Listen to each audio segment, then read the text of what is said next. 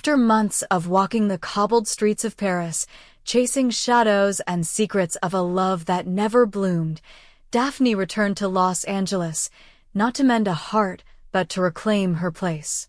The Forrester legacy still pulsed in her blood, and she wouldn't be the girl who ran anymore.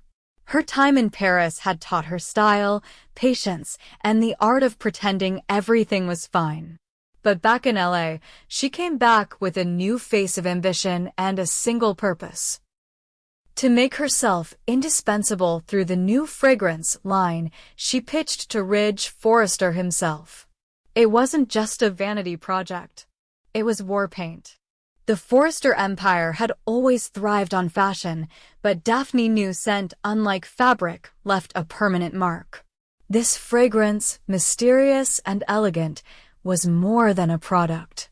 It was a reinvention. She poured herself into the concept, the formula, the branding. Ridge saw her vision. He gave her the green light. Against whispers and raised eyebrows, she moved into the Forrester boardroom with a fire that couldn't be ignored. But as Daphne rose, so did suspicion. Whispers grew louder. Papers surfaced. And then came the fire in the sky. The private jet, sleek and silent, never made it to LA airspace. It was a short flight, just a hop from the supplier's lab in Santa Fe back to Forrester headquarters. The explosion lit up the early morning. Black smoke spiraled against a crimson sky, and by the time emergency services reached the crash site, there was nothing left but scattered wreckage and ashes of secrets. Inside the wreckage, a locked metal briefcase, scorched but intact. Its contents didn't stay secret for long. The documents inside pointed to Carter, trusted legal counsel, the silent guardian of the Forrester name. Except he wasn't so silent anymore. The files detailed a pattern. Concealed transactions, redirected funds, shadow LLCs, all wrapped around one name: Forrester Creations. The trail was meticulous and unmistakable. This wasn't about embezzlement for greed. It was about leverage. Control. Carter had used shell companies to quietly tighten his influence across every part of the business. All of it meticulously hidden. Until now. The scent project had been Daphne's shield, but it turned out to be the key to something far more explosive. The documents had been scheduled for review by Ridge upon her return. That flight was her moment. And someone wanted to make sure she never landed. Ridge stood over the wreckage reports, his jaw clenched, every instinct in him screaming that this was no accident. He had flown too many miles to accept weather as a scapegoat. The jet had been cleared. Pilots vetted. Fuel checked. This wasn't a tragedy, it was a message. Brooke tried to reassure him. Maybe it was mechanical, but Ridge wasn't listening. He'd seen too much, trusted too deeply before. He'd made that mistake with Thomas, with Rick, with Bill. He wouldn't make it again. And Carter? The man Ridge had called a brother in battle, in business, suddenly found himself answering questions he couldn't dodge. Pressed into the Forrester boardroom, surrounded by eyes that once admired and now distrusted him, he denied everything. "It's a setup," he said. "Anyone could have planted those files. You know me." But did they? Daphne's name was on the manifest. So was the perfumer, her assistant, and 2 security personnel. But Daphne's body wasn't found. Not among the remains. Not on any hospital registry. Not on the list of confirmed dead. Ridge didn't want to admit what his gut was telling him. Daphne might be alive. And if she was running for her life. It didn't make sense. If someone had planted the documents to take down Carter, why kill Daphne? Unless she knew more than she let on. Unless she was never the intended victim. Or maybe she was the threat all along. Meanwhile, Carter went into overdrive. He called in favors, erased footprints, and began a quiet investigation of his own. Someone had gone to great lengths to frame him, or worse, expose a truth he thought he'd buried. But there was only one person who could have connected all the dots: Daphne. He'd underestimated her. Everyone had. In truth, Daphne had known for weeks. The perfume deal had just been her excuse to dig deeper. Her Parisian silence hadn't been about heartbreak, it had been about watching from afar, tracking subtle shifts in the Forrester empire's financial tide. She'd found anomalies in company transactions, something Ridge had missed, something Carter had tried to cover with perfect precision. She'd gathered evidence, scanned files, hid hard copies in plain sight. She had gone to Santa Fe not just for a fragrance formula but to meet a whistleblower. The documents she carried were proof. She had planned to deliver them directly to Ridge. She hadn't expected someone to sabotage her jet. But luck, or maybe something else, saved her. She was pulled from the wreckage by a ranger who saw the explosion and reached the crash site minutes before the fire consumed everything. Injured but alive, she gave no name. She knew she had to vanish. The only way to survive now was to play dead. The people who tried to kill her believed they'd succeeded. She needed it to stay that way. Daphne went underground, using old contacts in Europe to establish a new identity. Meanwhile, the fallout in Los Angeles grew. Ridge launched a full internal audit of Forrester. The boardroom fractured. Trust dissolved. Brooke tried to hold the family together, but the press caught wind of the scandal. Forrester finances under fire ran across fashion and business columns alike. Stockholders got nervous. Carter was suspended indefinitely. Ridge appointed Steffi to oversee legal operations until the dust settled. And in the shadows, a new player emerged. Julien Devoe, Daphne's former mentor from Paris and a quietly rising competitor to Forrester, started buying up Forrester stock through third-party entities. Smooth, unbothered, and rich with secrets, Julien had once promised Daphne Paris. She'd said no. Now, with Forrester weakened, he moved in like a wolf sensing blood. He claimed it was just business. But Ridge suspected more. Julien had always hated Ridge. Thought him too brash, too American, too loyal to a crumbling dynasty. But most of all, Julien had loved Daphne. And when she chose LA over him, he never forgave it. Now Ridge wondered if Julien had something to do with the jet. He wasn't the only one wondering. Carter began putting pieces together: Julien's quiet visits to the States, his interactions with former Forrester vendors, the shift in investor interest. If Julien was orchestrating this coup from abroad, he wasn't working alone. And then came the encrypted message, sent to Ridge's private inbox. No subject line. No sender ID. Just a sentence: she's alive. But not for long if you don't listen. Attached, a photo. Grainy, blurry, but unmistakably Daphne, bandaged, eyes alert, standing in what looked like an old hospital room. Ridge's breath caught. He forwarded the message to no one. Not Brooke. Not Carter. Not even Steffi. If Daphne was alive, he needed to find her before anyone else did. Because she wasn't just holding secrets. She was the secret. And someone out there would kill to keep her quiet. Ridge couldn't sleep.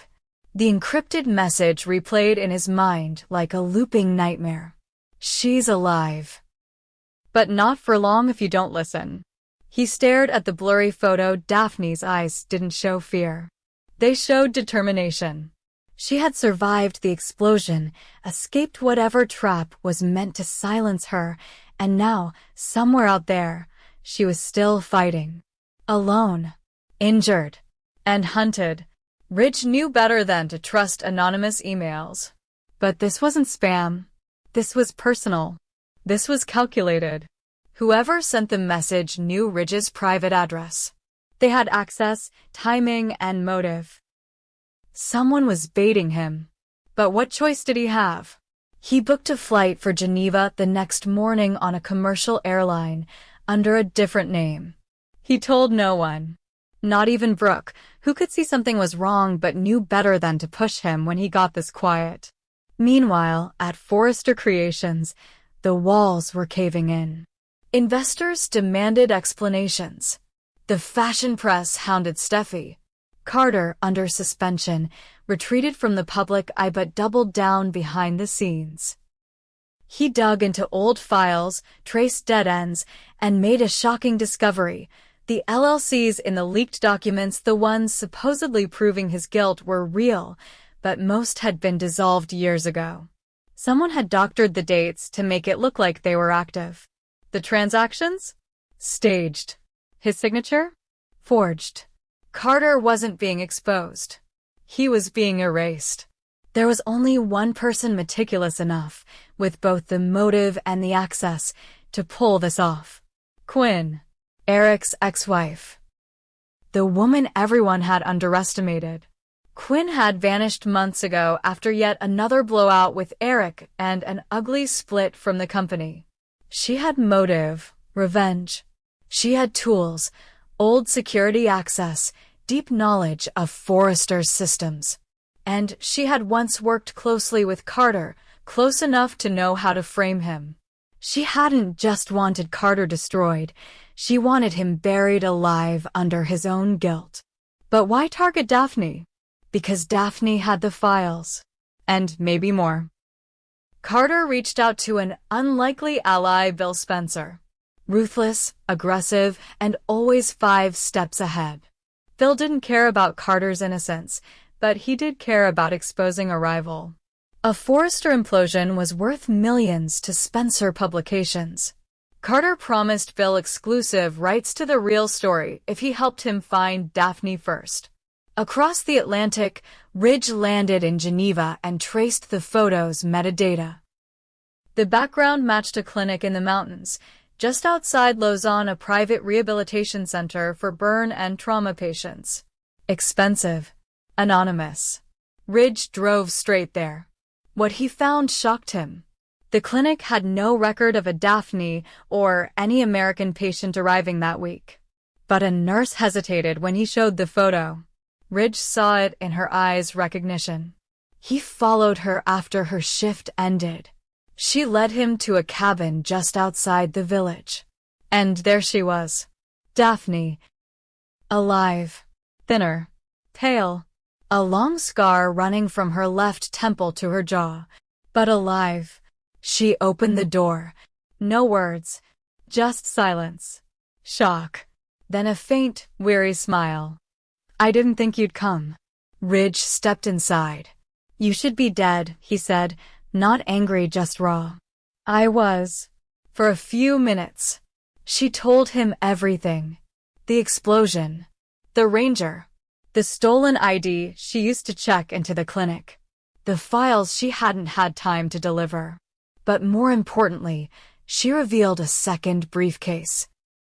One that never made it on the plane. One that contained backup evidence, audio recordings, email threads, a signed confession. She hid it before she left for Santa Fe, in a locker at a train station in Paris.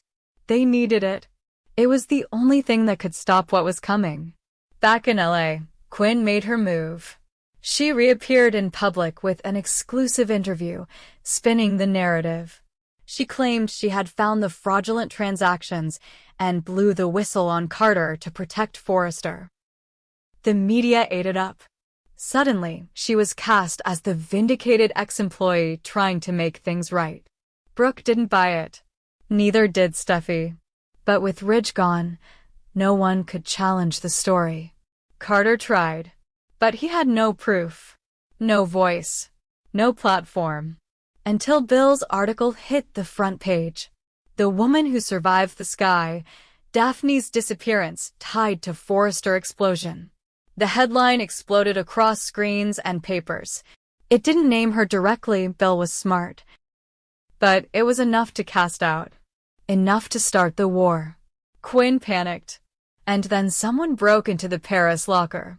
The backup files were gone. Ridge and Daphne arrived in Paris to find the metal box missing, the locker door torn open. Whoever had framed Carter had been watching, listening.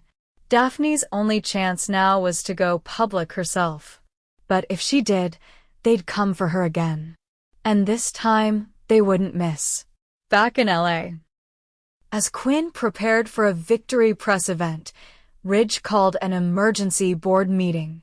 He walked in late. With Daphne, alive, breathing, the room fell silent. Eric's jaw dropped. Brooke gasped. Steffi froze. Carter stood up, eyes wide. Ridge tossed a flash drive onto the table. "It's not over," he said. "It's just beginning." The flash drive contained a single recording, one that had been saved to the cloud without Quinn realizing it. A phone call. Her voice. Cold. Clear. Instructing an unknown associate to make sure the plane never lands. That was enough. The police moved in that night. But Quinn was already gone. Vanished. No trace. Just a single note left at her old studio.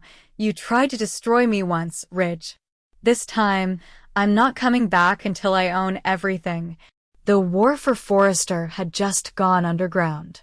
And the Queen wasn't done. Not by a long shot.